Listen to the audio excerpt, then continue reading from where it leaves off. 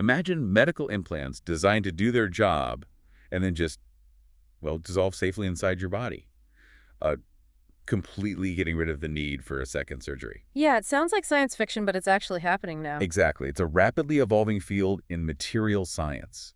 And today, we're taking a deep dive into the fascinating world of zinc-based alloys. Specifically, their potential as biodegradable biomaterials for exactly these kinds of implants. Right. Our mission here is to unpack the really complex role played by different alloying elements. We're talking magnesium, aluminum, and particularly this intriguing one, scandium. Mm-hmm. Looking at how they influence the microstructure and, crucially, the biocorrosion properties, how they break down in the body. Yeah, we'll explore what makes them suitable, what the challenges are, and how scientists are trying to tackle them. It's all based on a pretty recent research paper looking right at this. Sounds good. So let's start with the basics. Why zinc? Why is it such a hot topic for implants right now? What's the big interest? Well, zinc alloys are really promising, mostly because they can dissolve naturally in the body. That biodegradability, it's the key thing for temporary implants. Right. It lets them degrade gradually as the body heals itself, so you don't need that follow-up surgery to remove them. Okay, that sounds fantastic. But I'm guessing there's a catch. What's the downside with pure zinc? Yeah, there is. The main challenge, really, is that pure zinc can degrade, well, a bit too quickly. Too quickly. Yeah, and that fast degradation releases high concentrations of zinc ions, Zn ions, which can actually be harmful. The term is cytotoxic. Cytotoxic. Yeah. Okay, so harmful to the cells nearby. Exactly. So the basic idea is great, but pure zinc, it needs some help, to be effective and genuinely safe. Got it. And that's where adding other elements comes in, the alloying, to sort of fine-tune its properties. Precisely. Alloying is how we control that degradation rate and improve other properties too. Okay, so among these added elements, scandium SC seems particularly interesting. What does the previous research tell us about its general benefits when you add it to zinc alloys? Right, scandium often gets highlighted. It's known for several positive effects. It tends to refine the microstructure, basically. It makes the internal grain structure finer and more uniform. Which usually means better material properties overall. Generally, yes. It also often boosts hardness and tensile strength, making the alloy stronger under mechanical stress. Okay. For instance, there were previous studies on a system, ZN3Cu 0.4 Li with varying scandium.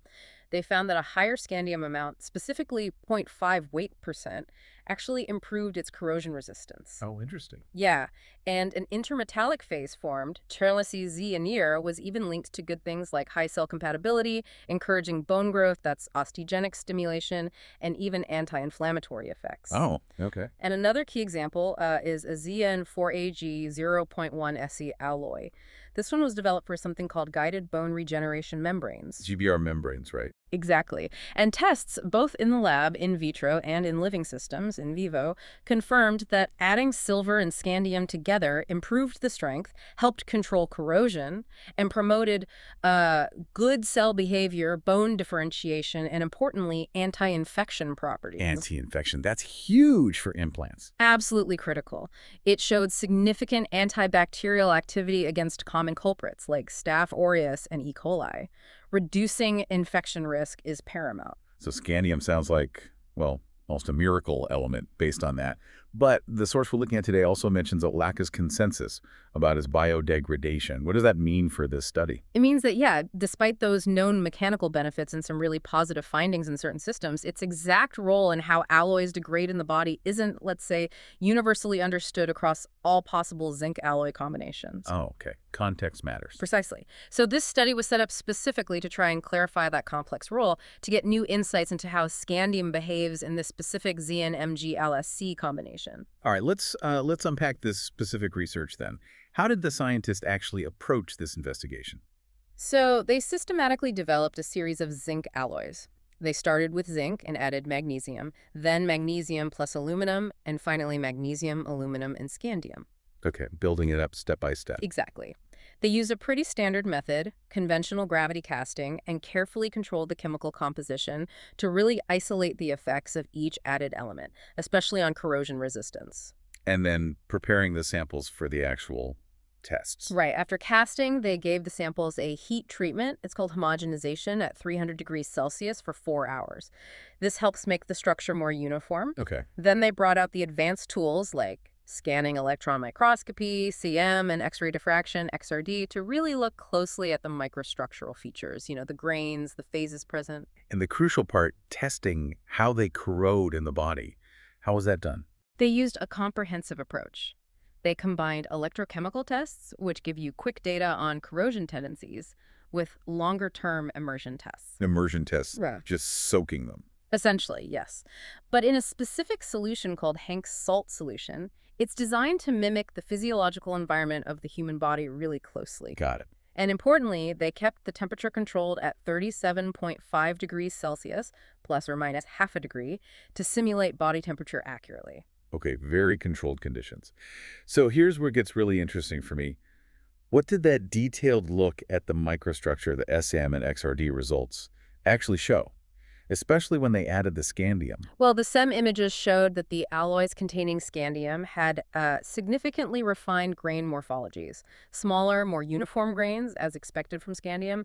They also showed dual-phase microstructure. Dual phase, meaning more than one type of structural component. Exactly, suggesting scandium really does have that strong grain refining effect we talked about. Do we have numbers on the grain size? We do. To give you an idea, the ZnMg alloy had an average grain size around 2.5 micrometers. Adding aluminum brought it down to about 1.25 micrometers in the ZnMg Al alloy. So aluminum helped refine it too. It seems so. But then adding scandium to that mix in the ZnMgO alloy resulted in a grain size of about 1.75 micrometers. So slightly larger than with just MgA, but still much smaller than the initial ZnMg. Interesting. It is. And the XRD patterns, they confirm the phases present. Pure zinc mainly showed the standard hexagonal zinc structure, but adding scandium led to the formation of specific intermetallic compounds. Intermetallics. Yeah. New compounds formed by the metals mixing. Right. Unique things like SC as in and C as an N showed up only when scandium was present. These new phases are key to understanding the behavior. Okay, so we have these microstructural changes, refined grains, new intermetallic phases with scandium. Now the big question, what did the corrosion tests, the electrochemical and immersion ones, reveal? This is really where it matters for implants. And this is where the results get quite surprising, actually. Why? Definitely. What's fascinating is the contrast. Among all the alloys they tested, the ZnMg Al alloy, the one without scandium, showed the highest corrosion resistance. Really? The highest. By far. It had the lowest corrosion rate measured, a remarkably low 0.017 millimeters per year. It also had the most positive corrosion potential, which indicates, a better natural resistance in that simulated body fluid. Wow. Okay, so what happened with the alloy that did have scandium? Given all those potential benefits we discussed earlier, surely it improved things even more. You'd think so, based on some other studies, right? But that's where the context dependence really hits home. In this specific combination, adding scandium to the ZnMg Al alloy resulted in a significant decrease in corrosion resistance. A decrease, not an increase. A major decrease. The ZnMg Al SSE alloy showed the highest corrosion rate of all the alloys tested. It jumped dramatically to 0.56 millimeters per year. Whoa, that's what, over 30 times faster than the ZnMg Al? Roughly, yes. A huge difference. And its corrosion potential shifted to more negative values, indicating it was much more prone to corrode. So just to be clear for everyone listening, scandium, which we heard can improve corrosion resistance and offers other benefits in some zinc alloys, actually made things significantly worse in this specific ZnMg Al system. That's exactly what the study found, yes. A really crucial distinction. Okay, so why? Why this completely unexpected result? Does the study explain the mechanism behind this performance drop? It does. The study clarifies that this loss in performance, this increased corrosion in the scandium-containing alloy, is primarily down to something called localized galvanic interactions. Galvanic interactions, Yeah. like little batteries forming. That's a great way to put it. Essentially, microscopic galvanic cells form between the main zinc matrix and those new intermetallic phases we mentioned, like MgO-AN and the scandium-containing ones. Okay. Because these different phases have different electrochemical potentials, they act like tiny short-circuited batteries when immersed in the electrolyte, the simulated body fluid. And these tiny batteries accelerate corrosion, but in a very localized way. So it's not corroding uniformly, but kind of pitting and degrading much faster in specific spots. Exactly. It leads to much faster overall material degradation. Right, those internal power plants causing trouble, like you said. Fascinating. Did they see evidence of this on the corroded surfaces? They did. Further analysis showed high oxygen content on the surfaces, which points to oxide layers forming, like zinc oxide, ZNO, and aluminum oxide, and probably scandium oxide on the second-containing alloy. Aren't oxide layers sometimes protective? They can be, yes. And that seems to be the case for the winner, the ZnMgAl alloy. The formation of a stable protective surface layer, likely involving aluminum helping to passivate the surface. Passivate meaning making it less reactive. Correct.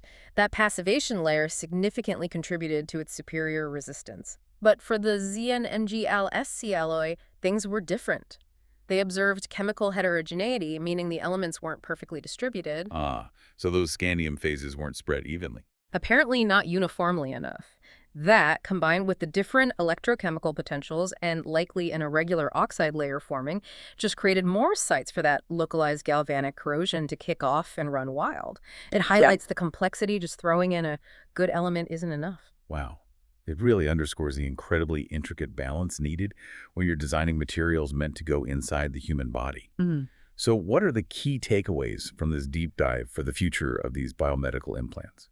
Well, connecting it back to the bigger picture, this study is a powerful reminder that the effect of an alloying element, even one like scandium with known benefits, isn't universal. It's not a magic bullet. Right. While scandium can boost mechanical properties, maybe even add antibacterial effects in some systems, like that CNXC alloy we mentioned, its impact on biocorrosion is hugely dependent on the specific mix of other elements present and the exact microstructural phases that form as a result. So no simple rules. No simple rules. The research demonstrates very clearly that, at least for the alloys they looked at here, the ternary ZnMgAl combination offered the best corrosion resistance. That specific finding is really valuable for guiding the design of potentially more reliable, biodegradable zinc implants going forward. It's all about finding that precise balance for the specific job you need the implant to do. Exactly right.